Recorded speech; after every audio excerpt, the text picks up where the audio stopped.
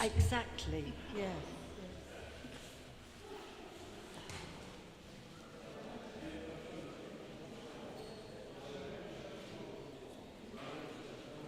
I gathered.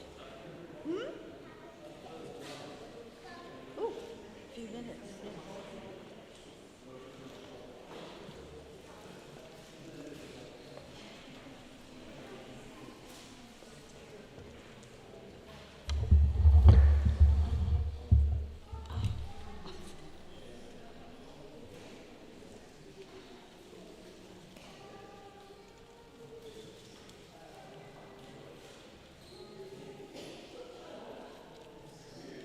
Live stream. Yes. Yep. So tricky.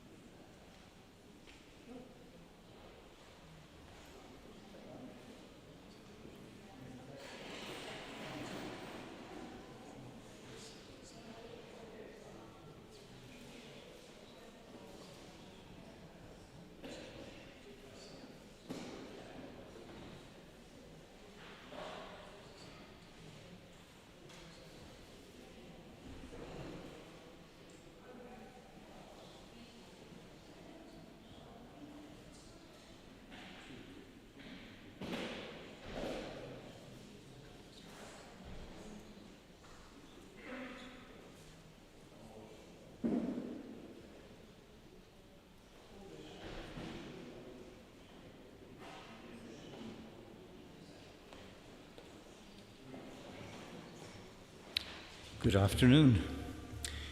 It's getting very busy out there.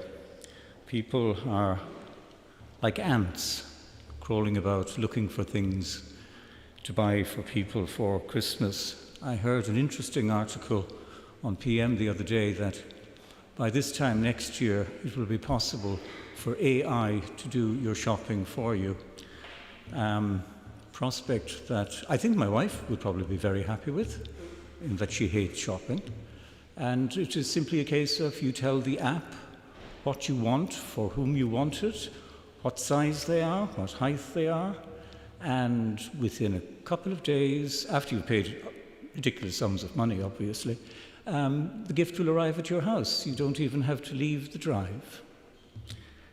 Last Saturday was Sinterklaas in the Netherlands.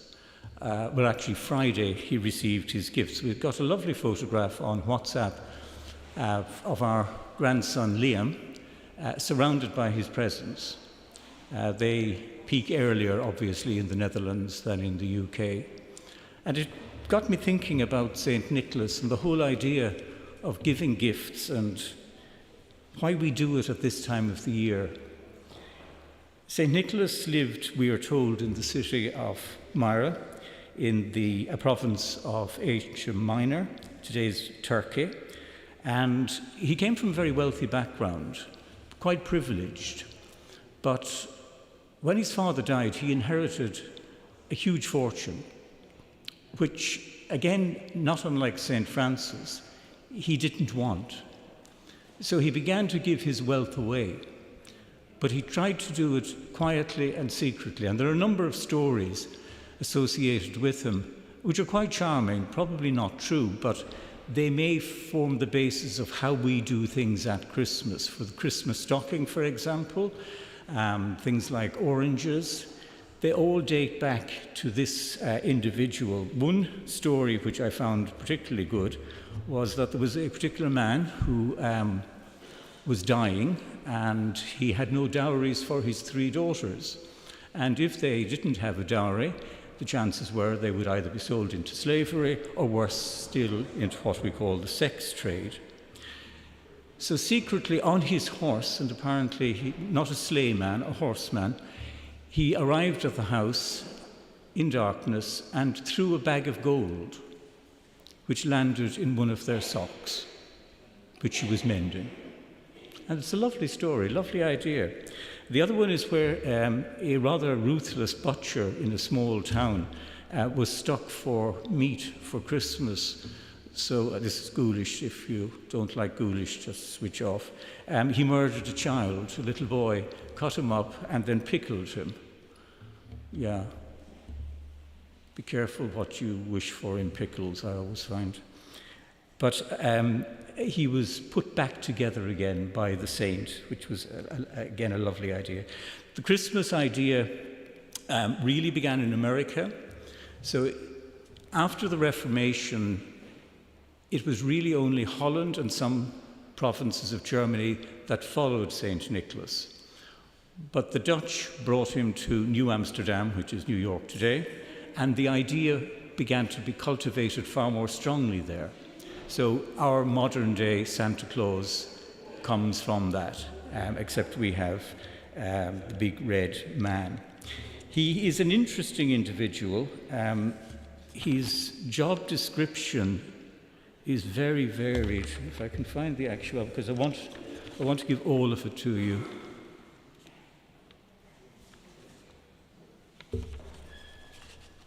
He is the patron saint. There's nothing ever there when you need it. No. Well, it's a long... Oh, there it is, sorry. Patron saint of sailors, merchants, archers, repentant thieves, children, brewers, pawnbrokers, toy makers, unmarried people, and students. I think he probably has the market covered in most things. At this time of year, we're told that it's better to give than to receive. It can be a cliche. My wife and I this year have decided that we're not going to give each other any gifts. We moved from Ireland over a year ago, and having cleaned out 2 houses, you realize over a lifetime how much stuff you accumulate. What we have done with our paintings and various other craft pieces is selected what is really important and has a story for each of us. And that is what we display. It's lovely to look at something that you gave somebody 30, 40 years ago and simply remember, firstly, the joy that that person experienced, but that it is still there and it carries the stories now, not just of when it was given when we were both without children at that stage, but to see the delight in those children looking at paintings and saying, I see this in it or I see that in it. So for us at Christmas, again, it's a time when hopefully one sees family, and that is why we have moved from Ireland to the UK, to be closer now to daughter and granddaughter. Generosity can be very difficult. It's very easy to go out and buy somebody a present. It is far more difficult to give the time, the energy, and that part of yourself which you have to give if you really want to communicate your feelings to another person. So I'll conclude by giving you the address for the AI app for next year so that you can start. It's never too early to start for Christmas, but may I wish you the very best. Thank you.